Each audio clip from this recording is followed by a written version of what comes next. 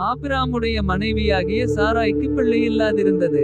எகிப்து தேசத்தாளாகிய ஆகார் என்னும் பேர் கொண்ட ஒரு அடிமைப் பெண் அவளுக்கு இருந்தாள். ஆதியாகமம் 16:1. சாராய் ஆபிராமை நோக்கி, நான் பிள்ளை பெறாதபடிக்கு கர்த்தர் என் கர்ப்பத்தை அடைத்திருக்கிறார். என் அடிமைப் பெண்ணோடே சேரும், ஒருவேளை அவளால் என் வீடு கட்டப்படும் என்றாள். சாராயின் வார்த்தைக்கு ஆபிராம் செவி கொடுத்தான். ஆதியாகமம் 16:2. ஆபிராம் கானான் தேசத்தில் 10 வருஷம் குடியிருந்த பின்பு, ஆபிராமின் மனைவியாகிய சாராய் எகிப்து தேசத்தாளான தன் அடிமைப் பெண்ணாகிய ஆகாரை அழைத்து, அவளை தன் புருஷனாகிய ஆபிராமுக்கு மறுமனையாட்டியாக கொடுத்தாள். ஆதியாகமம் 16:3.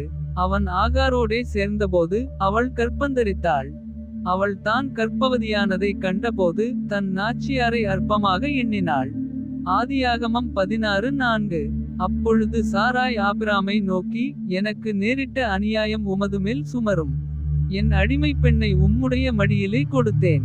அவள் தான் கர்ப்பவதியானதை கண்டு என்னை அற்பமாக எண்ணுகிறாள். கர்த்தர் எனக்கும் உமக்கும் நடுநின்று நியாயந்தீர்ப்பாராக என்றாள். ஆதியாகமம் 16:5. அதற்கு அபிராம் சாராயை நோக்கி, இதோ உன் அடிமைப் பெண் உன் கைக்குள் இருக்கிறாள். உன் பார்வைக்கு நலமானபடி அவளுக்குச் செய் என்றான். அப்பொழுது சாராய் அவளை கடினமாய் நடத்தினபடியால் அவள் அவளை விட்டு ஓடிப்போனாள். ஆதியாகமம் 16:6. கர்த்தருடைய தூதனானவர் அவளை வனாந்தரத்திலே சூருக்கு போகிற வழியருகே இருக்கிற நீரூற்றண்டையில் கண்டு. ஆதியாகமம் 16:7. சாராயின் அடிமைப் பெண்ணாகிய ஆகாரே, எங்கே இருந்து வருகிறாய்? எங்கே போகிறாய்? என்று கேட்டார். அவள், நான் என் நாச்சியாராகிய சாராயை விட்டு ஓடிப்போகிறேன் என்றாள். ஆதியாகமம் 16:8. அப்பொழுது கர்த்தருடைய தூதனானவர், நீ உன் நாச்சியாரண்டைக்கு திரும்பிப் போய் அவள் கையின் கீழ் அடங்கியிரு என்றார். ஆதியாகமம் 16:9. பின்னும் கர்த்தருடைய தூதனானவர் அவளை நோக்கி, உன் சந்ததியை மிகவும் பெருக பண்ணுவேன். அது பெருகி எண்ணி முடியாததாயிருக்கும் என்றார். ஆதியாகமம் 16:10. பின்னும் கர்த்தருடைய தூதனானவர் அவளை நோக்கி, நீ கர்ப்பவதியாயிருக்கிறாய், ஒரு குமாரனை பெறுவாய்.